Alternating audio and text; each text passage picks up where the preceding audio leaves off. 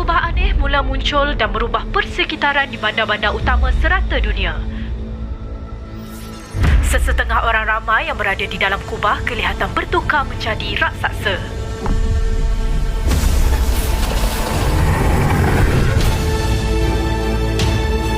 Dari maklumat yang operatif Zila kumpulkan, alien penakluk akan gunakan power sfera untuk aktifkan kubah pengubah realiti.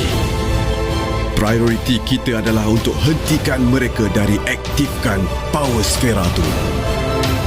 Inilah apabila realiti bertukar dalam dunia simulasi. Ayuh anak muda. Kuasa simulasi.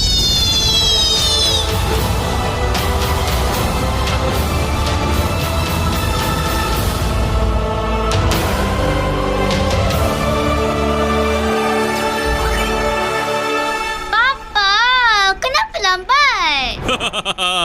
Kebenaran tak pernah lambat, tapi tak on time aja.